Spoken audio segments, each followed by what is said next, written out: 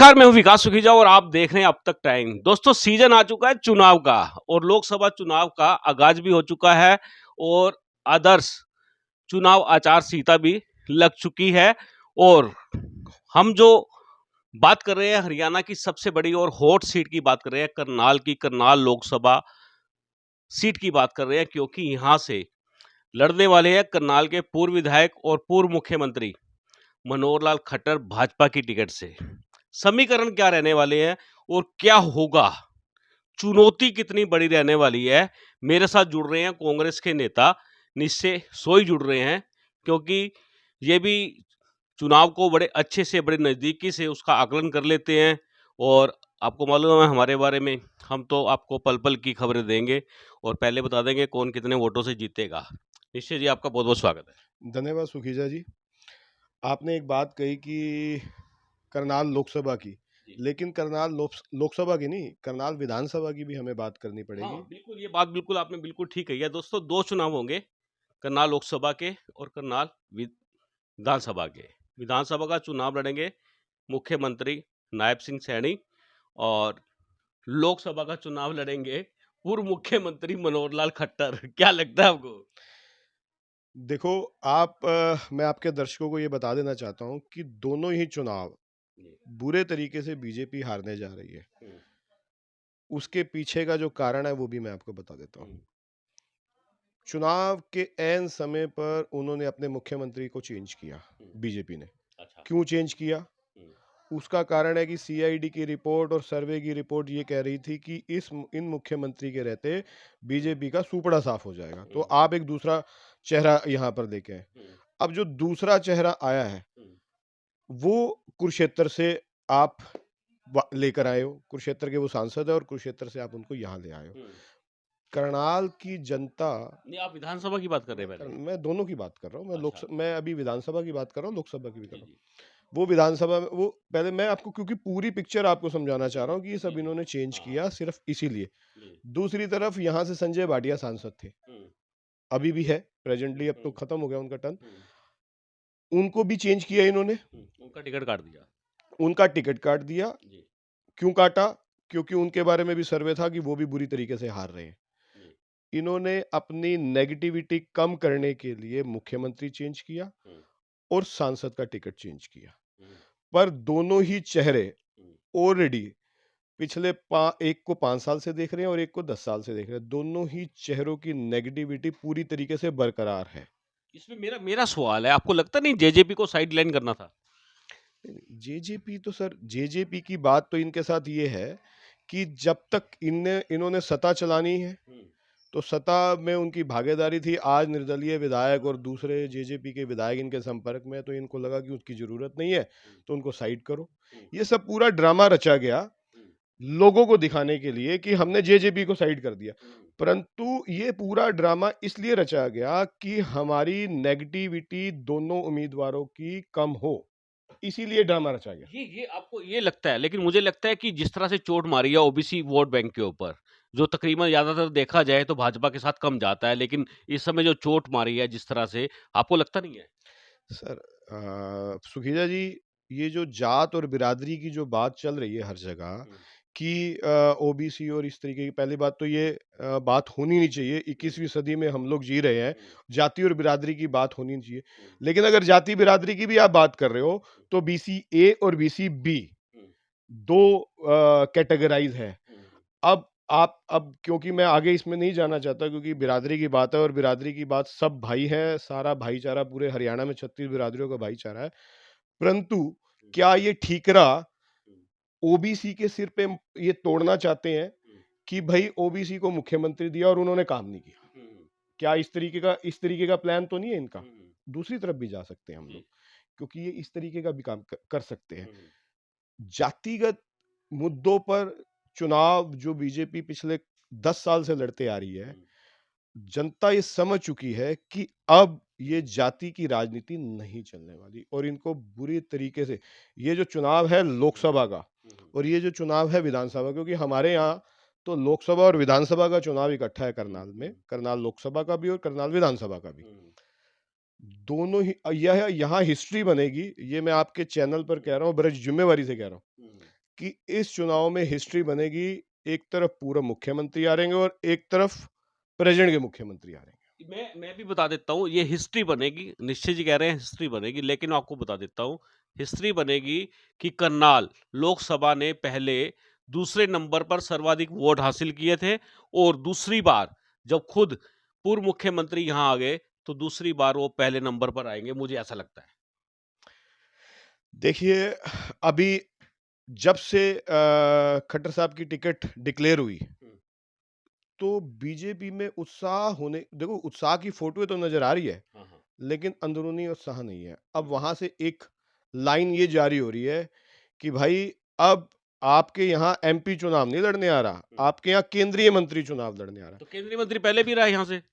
तो आप सब लोग, वो बीजेपी, वो तो पूरे करनाल ने देखा है कि केंद्रीय मंत्री रहते हुए हमें क्या मिला। और जिनके बारे में ये कहा जा रहा है कि केंद्रीय मंत्री बनेंगे, वो तो 10 साल तक पहले ही मुख्यमंत्री थे, तो तब क्या मिल गया करनाल को? आपको क्या लगता है, कुछ नहीं मिला? सर आप देख लीजिए करनाल को क्या मिला। टूटी हुई सड़कें, मुगल कनाल चलिए, आप मुगल कनाल में देखिए कितनी टूटी हुई सड़कें हैं। एक एक सड़क को 10-10 बार बना रहे हैं। क्या ये विकास है? आज आप कमेटी चौक पे चले जाए, कमेटी चौक से आपको बांसो गेट की तरफ जाना हो, तो आप जाके दिखा दीजिए। ये आप कौन से चश्मे से देखते हैं भी, जिससे आपको सर दिखता नहीं है, विकास नहीं दिखता? भाई साहब, आप विकास, आप, मैं तो आपको कह रहा हूँ स्मार्ट सिटी की आप जो बात कर रहे हो, स्मार्ट सिटी विकास की बात जो कर रहे हो, अब चलिए सब्जी मंडी 2 बना दी, बस स्टैंड 2 बना दिए। सर एक बस स्टैंड पहले बना हुआ है, एक बस स्टैंड और बना दिया। उस बस स्टैंड में 19 बूथ है, उसमें 5 बूथ है। अभी तक वो काम नहीं चल पा रहा। वो तो ड्रीम प्रोजेक्ट था, ड्रीम प्रोजेक्ट भी 10 साल में पूरा नहीं हो रहा सर। ऐसा कौन सा विकास है सर? आज पानी, बरसात आ जाए, पानी वैसे का वैसा खड़ा है। चलिए, मैं आपसे जानना चाहता हूँ, डेवलपमेंट की आप बात कर रहे हैं, डेवलपमेंट मौके पे मैं आपको दिखाऊंगा कि मुख्यमंत्री ने कौन कौन से विकास कार्य किए हैं। लेकिन सबसे बड़ा सवाल है कि आप कांग्रेस से हैं, कांग्रेस का कौन नेता विधानसभा चुनाव लड़ सकता है और कौन लोकसभा में टक्कर दे सकता है, क्या लगता है आपको? सुखीजा जी, कांग्रेस का कोई भी व्यक्ति जो कांग्रेस के हाथ का निशान लेकर आएगा, वो ही मुख्यमंत्री और पूर्व मुख्यमंत्री दोनों को टक्कर देगा, दोनों को टक्कर दे सकता है। और यहाँ, और एक बात और बड़ी कर रहा हूं कि बीजेपी ने पिछली बार भी एक नारा दिया था 70 पार का, कहाँ आके अटकी। इस बार वो कोई नारा नहीं दे रहे, और इस बार वो कहाँ अटकेंगे वो आप अपना विश्लेषण कर लेना। पिछली बार उनकी 40 सीट आए थे, अब की बार वो आधी पे भी नहीं आएंगे। नहीं, आपको लगता है, आपको किसने कहा भी नारा नहीं दिया?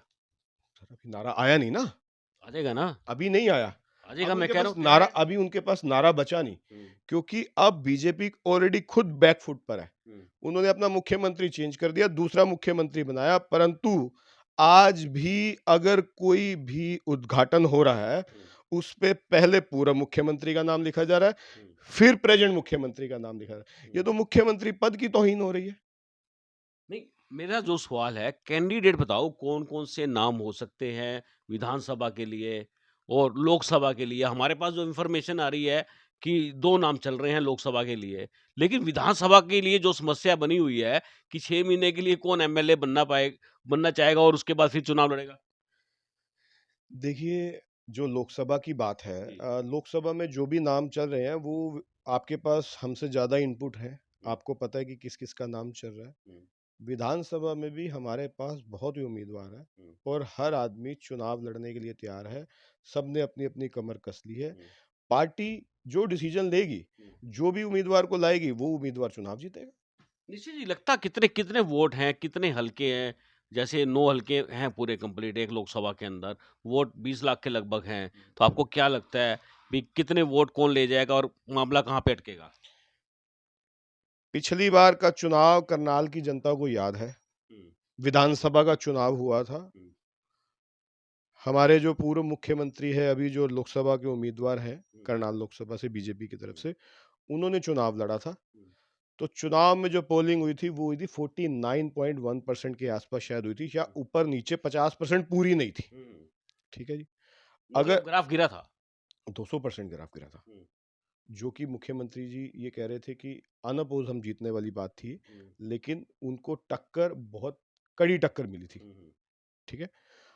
अगर आज लोकसभा की हम बात करते हैं सर, हमारे यहाँ 9 विधानसभाएं हैं। 9 की 9 विधानसभाओं में हम जीतेंगे।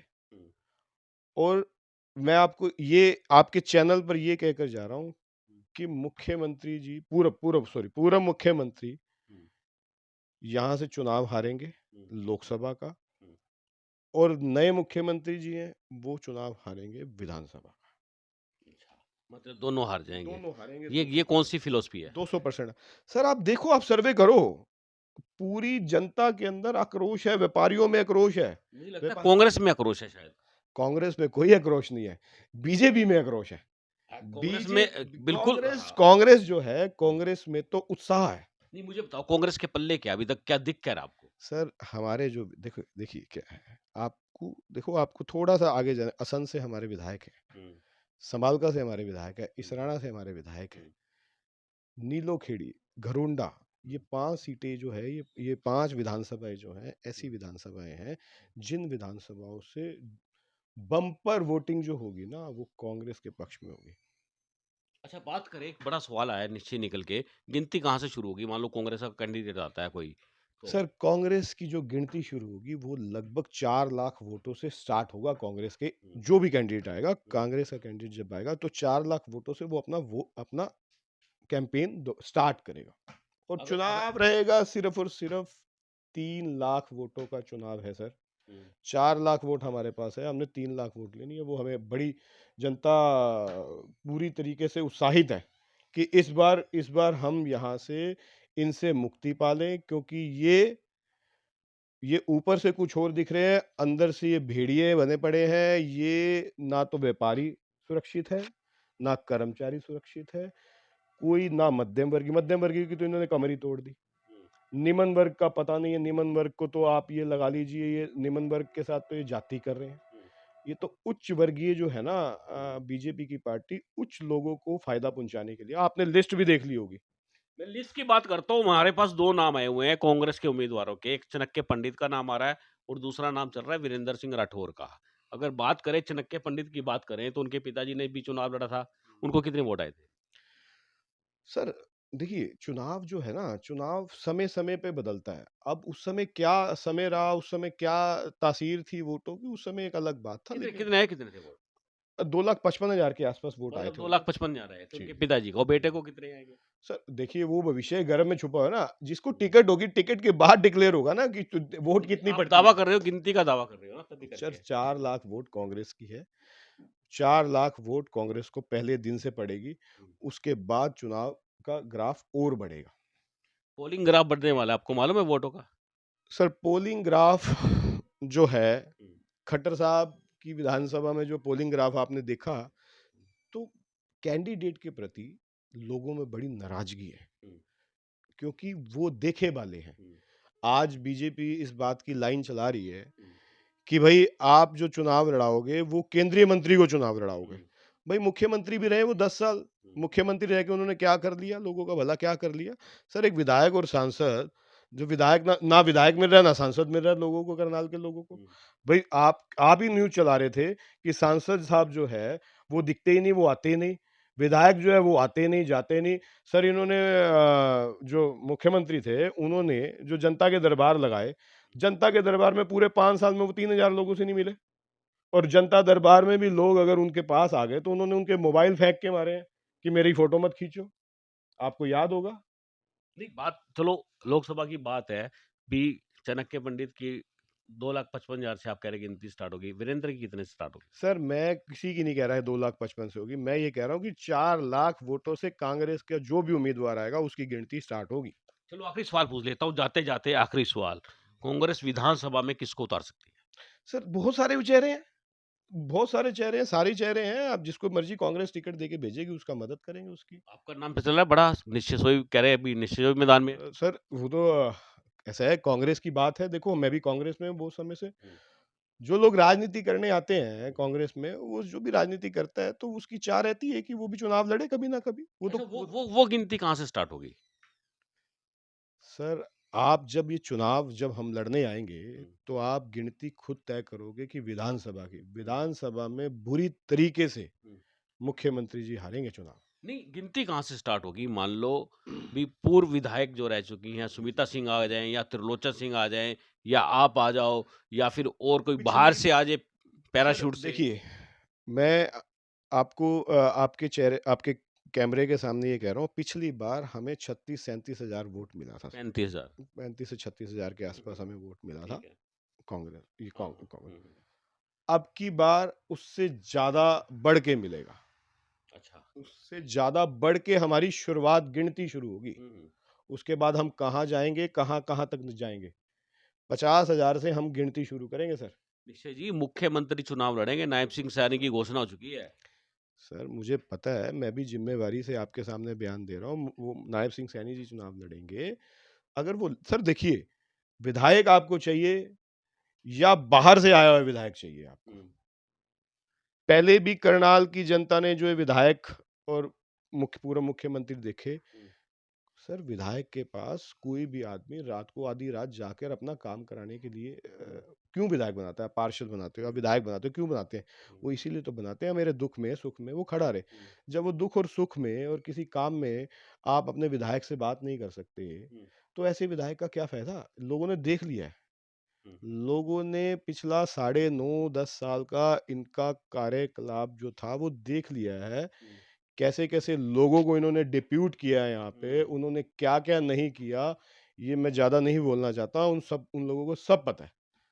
चलिए, आपने मुझसे बात किया, बहुत धन्यवाद है। थैंक यू जी, धन्यवाद, धन्यवाद। बिल्कुल दोस्तों, ये थे मेरे साथ निश्चय सोई, करनाल विधानसभा से भी दावेदार हैं। और आपको बता दूं कि ये जो चुनाव आने वाले हैं, ये इतिहास रचा जाएगा, ये बात तो कन्फर्म है। और दोस्तों, आपको ये खबर कैसी लगी है कमेंट बॉक्स में जरूर लिख देना। और एक अपील है मेरी आप सब लोगों से कि मतदान का प्रयोग जरूर करना, ज्यादा से ज्यादा मतदान करना। आप देख रहे हैं अब तक टाइम्स, मैं हूं विकास सुखीजा। नमस्कार, जय हिंद, जय भारत।